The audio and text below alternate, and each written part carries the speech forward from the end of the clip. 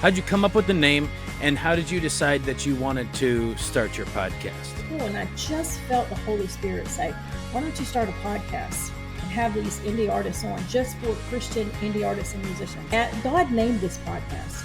It is after Isaiah 61:3, which says he will bestow upon them a crown of beauty for ashes.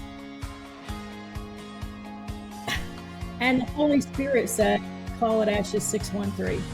Something I love when you were talking about how God, the Holy Spirit, spoke to you and gave you the name of your podcast. I just got to thinking, it's so amazing how much God cares about us and the small things. I think oftentimes as Christians, we get to thinking about how we think God just cares about the big things. You see all these big entertainers and big stars and big this and big that happening, and you think sometimes it's easy to get caught off and think, well, God just cares about that. But hearing you tell your testimony on how God gave you the name for that, for your podcast, it just makes me think how much God really cares about us individually, our lives, and the small things in our lives. I mean, so much as to give us a name for a podcast.